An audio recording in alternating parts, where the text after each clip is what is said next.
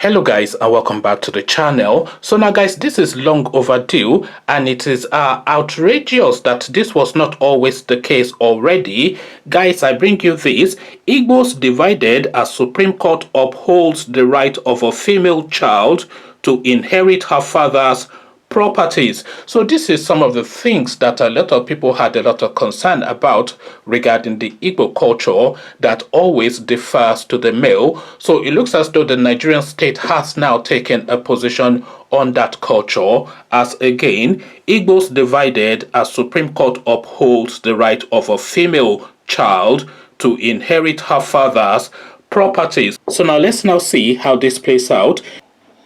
The Supreme Court has upheld the right of a female child to inherit their father's properties, and this decision has divided Igbos, as some are in support whilst some oppose to it. Igbo laws and customs prevent female children from inheriting their father's estate, specifically land in their father's ancestral home. The decision by the Supreme Court voids this age-long Igbo custom on the grounds that it is discriminatory and conflicts with the provision of the Constitution. The Supreme Court held that the practice conflicts with Section 42(1) sub A and 2 of the 1999 Constitution. The landmark judgment was on the appeal marked SC.224/204 filed by Mrs. Louise Chituru Ukeje, wife of the late Lazarus Ogbonna Ukeje,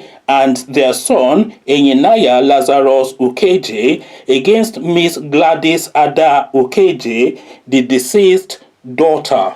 Gladys had sued the deceased wife and son before the Lagos High Court, claiming to be one of the deceased children and sought to be included amongst those to administer their late father's estate. The trial court found that she was a daughter of the deceased and that she was qualified to benefit from the estate of their father, who died intestate in Lagos in 1981. The Court of Appeal Lagos, to which Mrs. Louise Ukeje and Enyinaya Ukeje appealed, upheld the decision of the trial court, prompting them to appeal to the Supreme Court.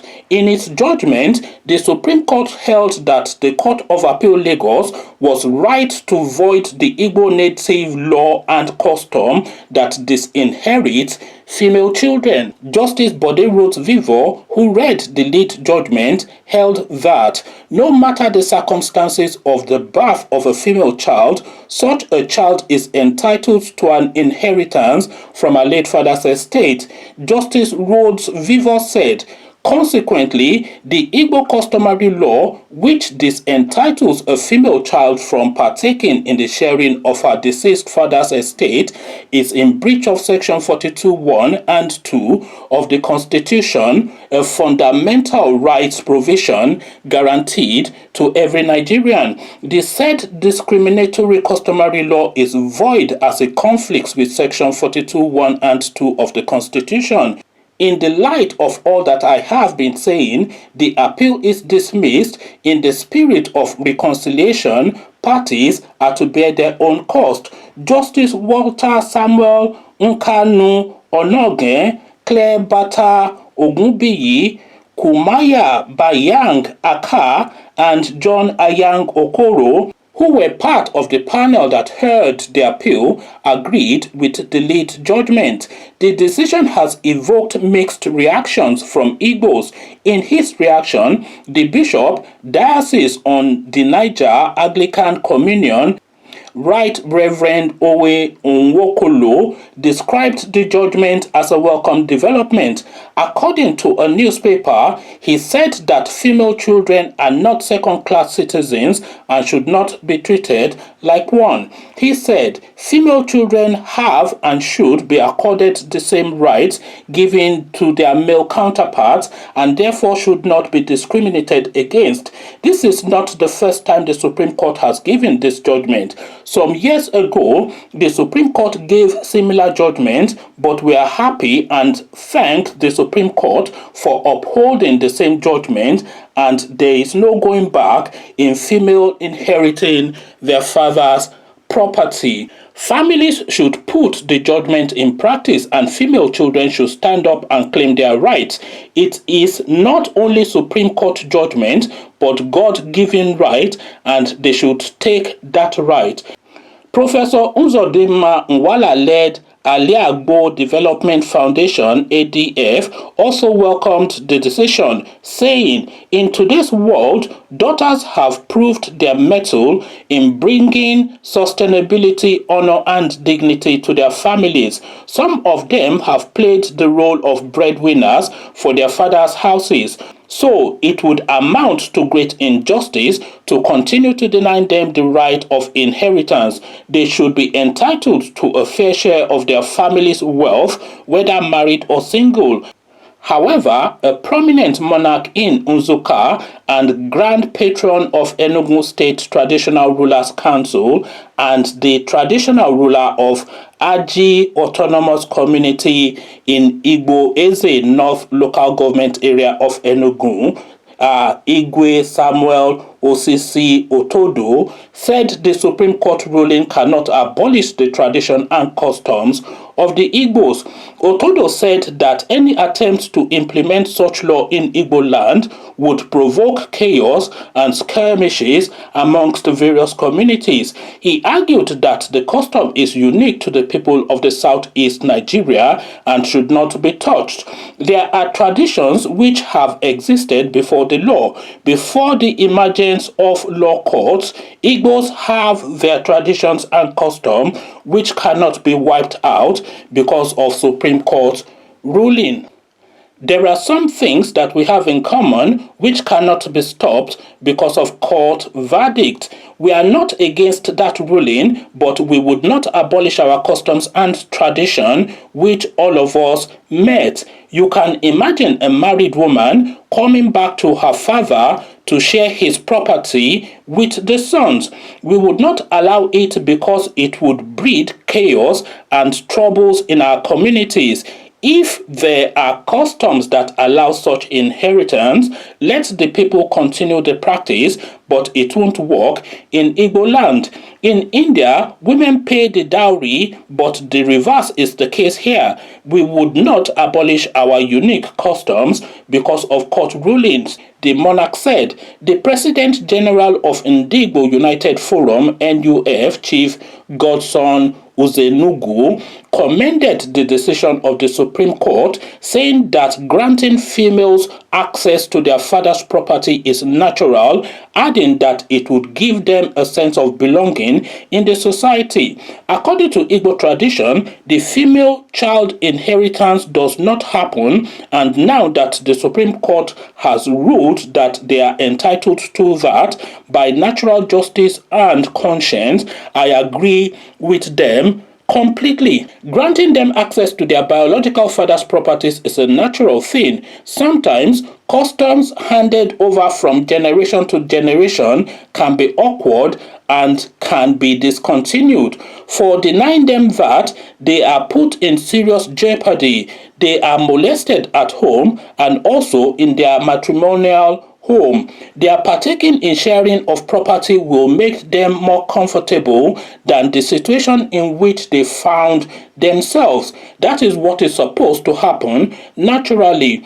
All animals are equal, and at the same time, all children are equal. We shouldn't, because of custom, deny the female child her natural right. So, it is a welcome development, and I am sure that all people of good faith will support it and advocate that even the ones that have not been done or already done could be revisited.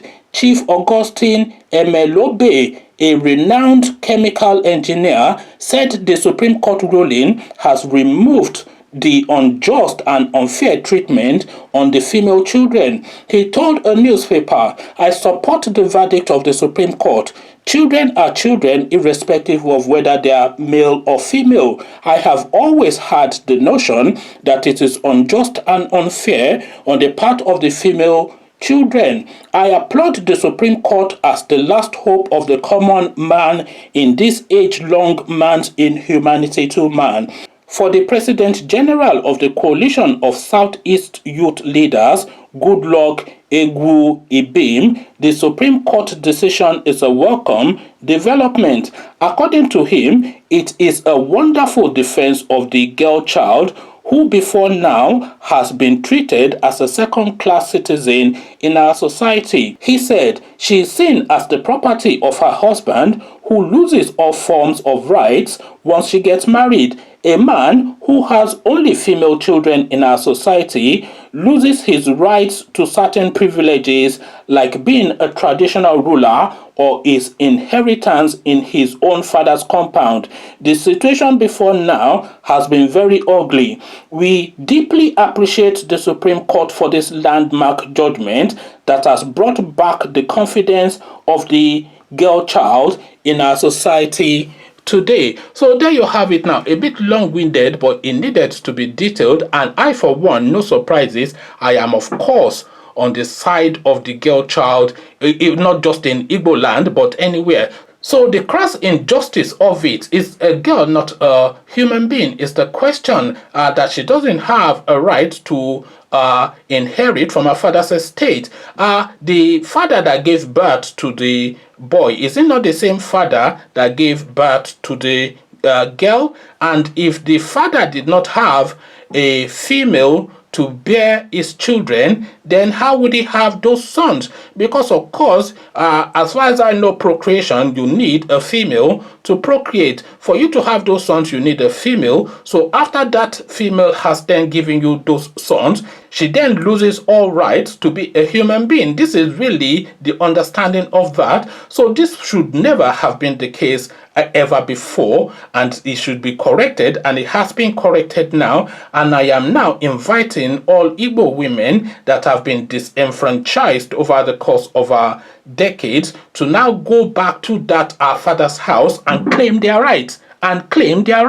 So whether you have had it taken from you, the Supreme Court has now referred you to the Constitution that they are backing you. So you now take that Constitution to your father's house in Igbo land and say, cut this thing into two because half of it is mine. Half of it is yours. It is yours by right. It is yours by nature, and it is now yours by law. Conversations in the comment section. The Supreme Court has at last, for the very first time in the history of however long I have paid attention to their judgment, they've done a sensible thing. But then, of course, you look at the lead judge, Justice Vivo from Lagos State, then you understand if you had gone to Fulani land, you would have gotten a different judgment. I just had to throw that one in there. But this is really the narrative of the girl child, of the female person, especially our Eastern sisters in Igbo land. Come share thoughts. But before you do that, click on the red subscribe button so it turns gray. The bell button notifies you every time I drop a new video. Click on like as well because that helps with the YouTube algorithm. Once you've done the clickings, come join me in the comment section. Come tell me what you're making of this landmark judgment. So I'll leave you here. Carry this conversation on with you in the comment section. But here, I say, peace.